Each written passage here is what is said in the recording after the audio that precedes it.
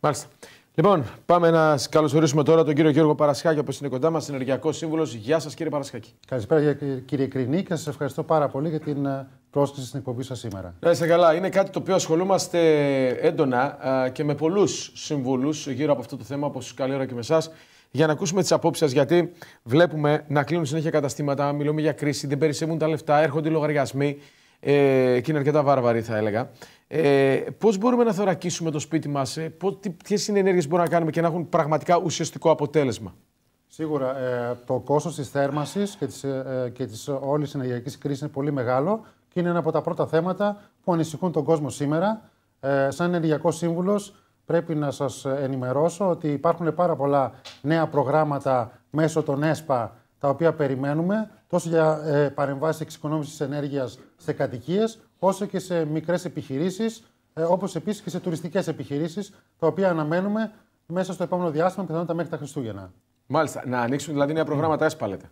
Ακριβώς. Ναι. Περιμένουμε το πρόγραμμα Εξοικονομώ για κατοικίες 2024, το οποίο σύμφωνα με τις πληροφορίες μας θα έχει πολύ υψηλές επιδοτήσεις, ειδικότερα για ευάλωτα νοικοκυριά, δηλαδή για νοικοκυριά τα οποία έχουν πάρα πολύ χαμηλά εισοδήματα, έως και 95%, όπως και για ευάλωτα νοικοκυριά σε πληγήσεις περιοχές όπως της Θεσσαλίας, όπου εκεί ακούγεται ότι πιθανόν η επιδότηση να είναι 100%, δηλαδή ουσιαστικά να μην χρειαστεί οι πληγέντες να βάλουν καθόλου χρήματα για την ενεργειακή θωράκιση των κατοικιών. Αφού κάνετε αναφορά στο εξοικονομώ, σαφώς και πρέπει να είναι εξ ολοκλήρου η κάλυψη όταν μιλάμε για τη Θεσσαλία και για πληγήσεις περιοχές, δεν το συζητάμε αυτό.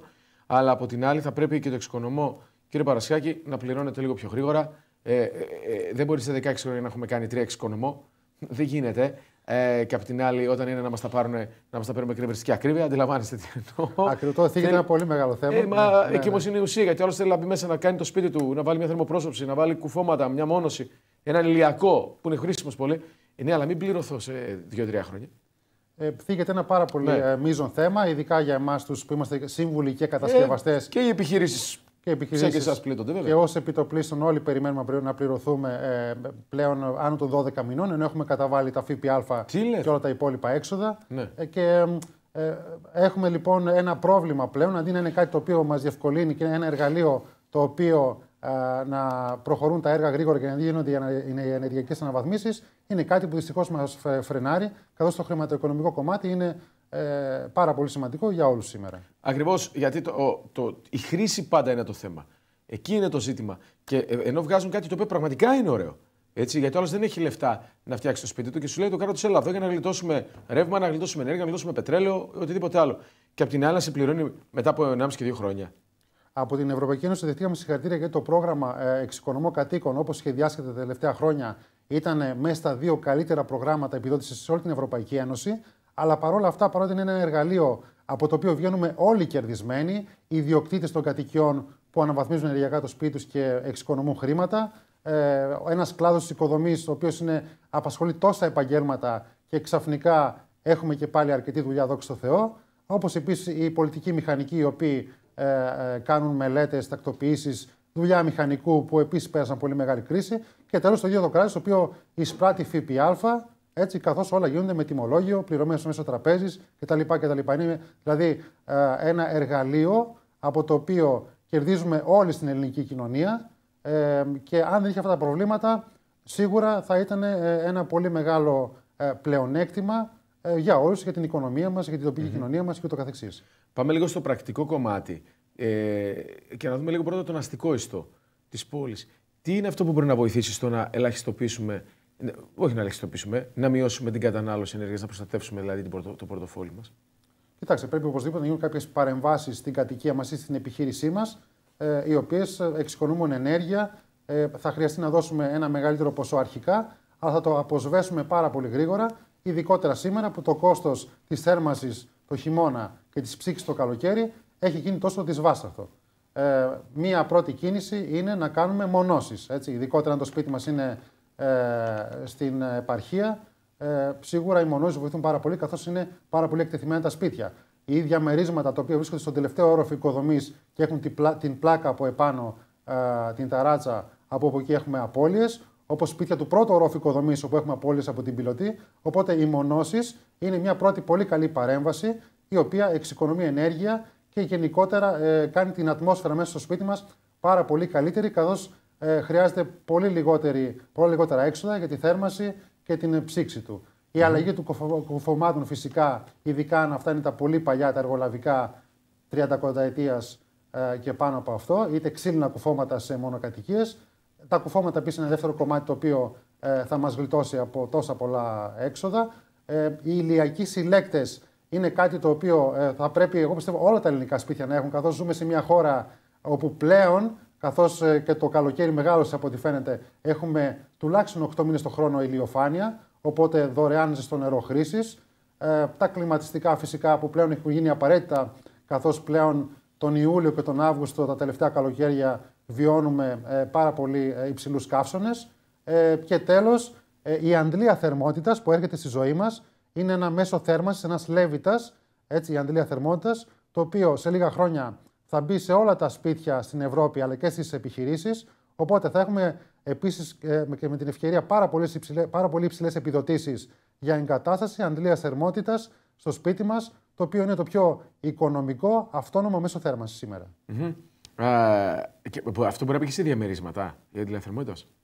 Ναι, φυσικά μπορεί να μπει οπουδήποτε. Θα μπει μια μικρότερη ισχύ αντλία θερμότητας, των 6 ή των 8 kW για παράδειγμα. Και με τι δουλεύει? Η αντλία θερμότητας είναι ένα μηχάνημα, να το πω έτσι, το οποίο αντλεί την εξωτερική θερμοκρασία και την περνάει μέσα στο σπίτι. Για παράδειγμα, τις πρωινές ώρες τον χειμώνα, και ενώ υπάρχει μια καλή θερμοκρασία έξω στο περιβάλλον, αντλεί αυτή την υψηλή θερμοκρασία, τη σχετικά υψηλή θερμοκρασία, την εξωτερική τον χειμώνα, και τη μεταφέρει μέσα στο σπίτι μέσω θέρμανσης του ζεστού νερού, το οποίο θερμαίνει τα σώματα, τα καλοριφέρ, και όλο το σπίτι θερμαίνεται με πολύ λίγη ηλεκτρική ενέργεια. Μάλιστα. Αυτό δεν υπάρχει σήμερα. Υπάρχει σήμερα αυτό? Αντλίες θερμότητας υπάρχουν και έχουν αρχίσει να εγκαθιστώνται όλο και περισσότερες. Και πλέον τα νέα προγράμματα εξοικονομώ επιδοτούν μόνο την εγκατάσταση αντλίας θερμότητας και όχι πλέον τους λέβητες πετρελαίου και τους λέβητες φυσικού αερίου. Αν δεν είσαι σε πρόγραμμα, νομίζω ότι είναι λίγο τσιμπημένη η τιμή του.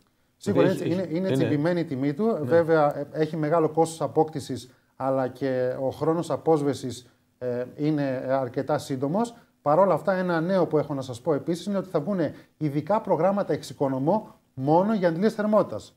Λοιπόν, δεν θα είμαστε υποχρεωμένοι να βάλουμε και κουφώματα, μονώσεις, ηλιακούς, κλιματιστικά, ειδικά αν αυτά τα ίδια έχουμε. Θα βγουν προγράμματα εξοικονομώ, τα περιμένουμε μέχρι τέλος του έτους, μόνο για την εγκατάσταση αντλίας θερμότητας. Η αντλία θερμότητας δεν έχει να κάνει, δεν την ενδιαφέρει τι καιρό κάνει έξω, αν εγώ θα δουλεύει, δουλεύει πάντα.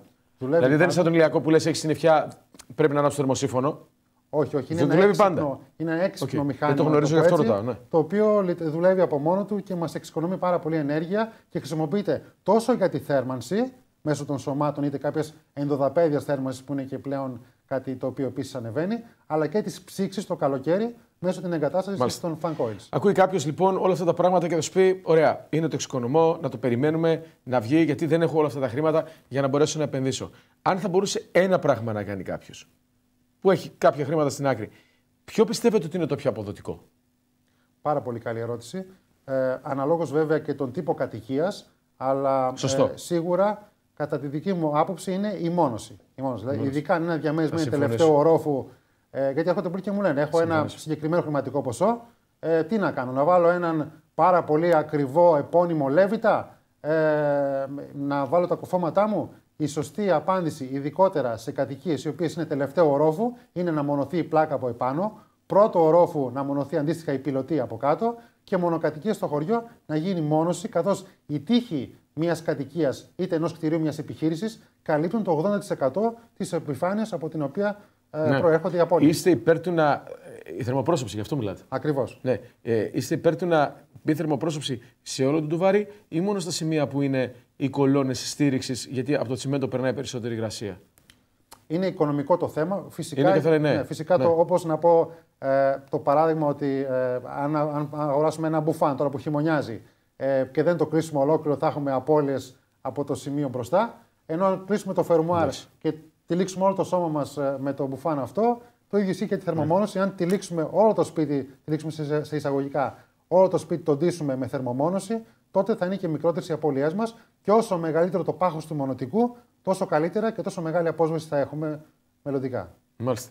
Δεκτό το παράδειγμα για τον Μπουφάν, το κατάλαβα, αλλά θεωρητικά είναι ανάλογα τα λεφτά, αλλά καλό είναι να ξεκινήσουμε από κάπου ώστε να βελτιώσουμε λίγο τις συνθήκες, έτσι δεν είναι? Ασφαλώς, ναι, σίγουρα. Αν μονώσουμε τα δομικά στοιχεία του σπιτιού, δηλαδή τις κολόνες και τα δοκάρια, σίγουρα είναι ένα πρώτο βήμα για να μειώσουμε τις απώλειες, καθώς είναι καλός αγωγός θερμότητας η πλάκα και το δοκάρι και η κολόνα, διότι έχει μέσα τον οπλισμό, τα σίδερα μπετού, έτσι, όπου το κρύο και η ζέστη περνούν ευκολότερα από εκεί. Είναι καλός αγωγός θερμότητας και αν ξεκινήσουμε τη μόνωση από εκεί, σίγουρα θα έχουμε με έναν οικονομικό τρόπο κάποια πρώτα καλά αποτελέσματα στην μόνωση του κτηρίου μας. Μάλιστα. Άρα θέλω να πω ότι μπορεί να υπάρξει βελτίωση και αφορά όλα τα βαλάντια αν δεν υπάρχει πρόγραμμα. Έτσι, αν υπάρχει πρόγραμμα, τότε σίγουρα τα πράγματα είναι διαφορετικά. Πάντως για αυτούς που έχουν πετρέλαιο και θερμμένο το κόμμα με πετρέλαιο, είναι πάρα πολύ σημαντικό και επίσης φέρνει πολύ καλή ποιότητα ζωής ο ηλιακός. Σίγουρα, όπως είναι ειδικά για τις δεύτερες κατοικίες. Ασφαλώς. Όπως έχει διαμορφωθεί πλέον το κλίμα σήμερα, που έχουμε 8 μήνες το χρόνο ηλιοφάνεια και το καλοκαίρι μας έχει μεγαλώσει, ένας ηλιακός είναι μια σίγουρη επένδυση που θα μας παρέχει ζεστό νερό χρήσης και ειδικά τα σύγχρονα μηχανήματα που κυκλοφορούν πλέον ενεργειακής κλάσης Α3+, μπορούν ακόμη και μέρες με συννεφιά να μας παράγουν ζεστό νερό χρήσης. Μάλιστα. Αυτή τη στιγμή τα σπίτια, κατά τη γενική ομολογία, είναι σε καλή κατάσταση η κτηριακή υποδομή που έχουμε? Σίγουρα τα προγράμματα εξοικονομώ βοήθησαν πάρα πολύ στην βελτίωση πάρα πολλών σπιτιών. Δηλαδή, αν με ρωτούσατε το 2018 που ξανά έγινε η επανεκκίνηση του προγράμματος εξοικονομώ μετά από το 2011, μετά από 7 χρόνια δηλαδή, ειλικρινά, επειδή κυνήγησα αυτή τη δουλειά πάρα πολύ την περίοδο της κρίσης και έπαιρνα το αυτοκίνητο και επισκεφτόμουν πάρα πολλά σπίτια, όποιος με καλούσε πήγαινα και το έβλεπα, δυστυχώς είχα δει σπίτια με τεράστια προβλήματα, με μούχλες, με υγρασίες, με πεσμένους οβάδες, με κουφώματα που έμπαζαν και έμειναν οικογένειες μέσα που δεν είχαν τη δυνατότητα να τα επισκευάσουν και ήταν πραγματικά λυπηρό. Και ανθυγιεινό, έτσι. Ασφάλως, πάνω απ' όλα. Με μικρά παιδιά, με τη γιαγιά στο σπίτι κτλ. Οπότε τα προγράμματα εξοικονομώ βοήθησαν πάρα πολύ σε αυτό το κομμάτι, στην ενεργειακή βελτίωση των σπιτιών και σίγουρα είναι κάτι που θα τρέξει για την επόμενη 7 ετία τουλάχιστον ακόμη, ούτως ώστε και άλλα σπίτια να ωφεληθούν και να βελτιωθούν ενεργειακά, λόγω του ότι πραγματικά το απόθεμα της χώρας σε σπίτια τα οποία είναι σε πάρα πολύ κακή κατάσταση, είτε εγκαταλελειμμένα, φυσικά λόγω της κρίσης που όλοι περάσαμε, είναι πάρα πολύ μεγάλο. Μάλιστα. Θέλω να σας ευχαριστήσω θερμά για τις χρήσιμες συμβουλές. Τις χρειαζόμαστε εν ώψη βέβαια και του χειμώνα που έρχεται, που ελπίζουμε να είναι ελαφρύς. Καλές δουλειές. Να είστε καλά. Φίλες και φίλοι, πάμε στο μετεωροσκοπείο και στο αστεροσκοπείο στο Αριστοτέλειο Πανεπιστήμιο της Θεσσαλονίκης, όπου έχουμε νέες υποδομές οι οποίες παραδόθηκαν. Πάμε. Το 1957 κατασκευάστηκε το αστεροσκοπείο του Τμήματος Φυσικής, εγκαινιάστηκε το 1961 και έκτοτε φοιτητές έχουν καθίσει στα θρανία του Εργαστηρίου Αστρονομίας, δεκάδες χιλιάδες πολίτες έχουν επισκεφθεί το χώρο, ειδικά εκεί όπου βρίσκεται το τηλεσκόπιο. Και από εδώ ανοίγουμε το χώρο, που ανοίγει ένα παράθυρο στον ουρανό, έτσι ώστε να μπορούμε να δούμε προς το αντικείμενο που θέλουμε να μελετήσουμε. Είναι ένα κτίριο το οποίο κατασκευάστηκε το 1957, εγκαινιάστηκε το 1961, στεγάζει το Εργαστήριο Αστρονομίας και το χρησιμοποιούμε τόσο για ερευνητικούς σκοπούς όσο και για εκπαιδευτικούς σκοπούς. Έχουμε ένα τηλεσκόπιο διοπτρικό 20 εκατοστών. Η ανακαίνιση που έγινε ήταν πραγματικά πολύ σημαντική, διότι εξάλειψε κάποια ζητήματα στο κτίριο τα οποία είχαν συσσωρευτεί με τα χρόνια.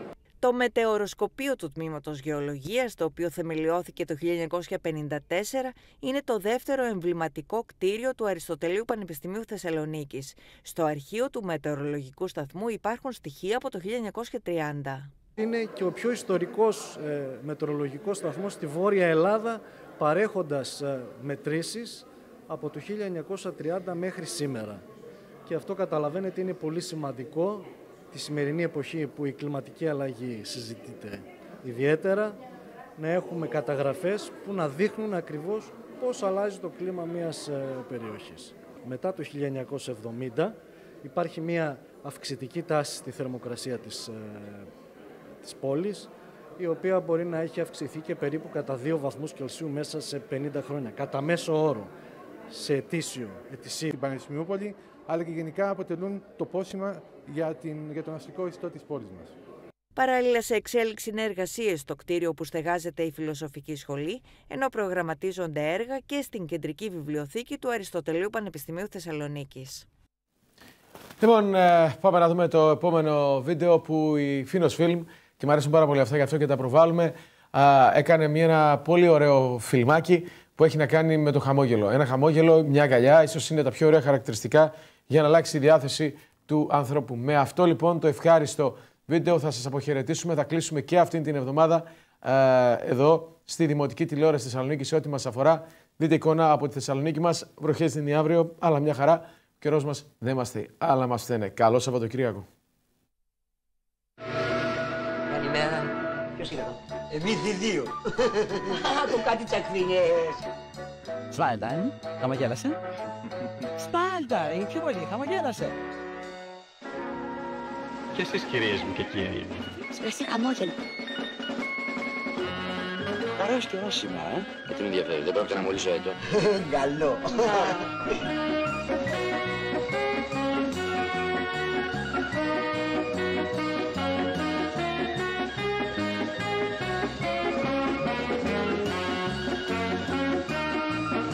Κολατσό για τη διακοπή. Χαμογέλα, χαμογέλα, χαμογέλα.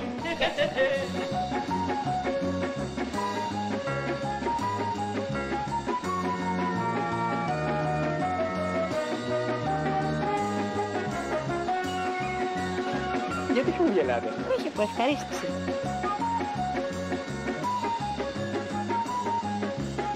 Έτσι, μπράβο, χαμογέλα. Δύο πράγματα αξίζουν μονάχα σε αυτή την παλιοζωή. Η λεβεντιά και το χαμόγελο.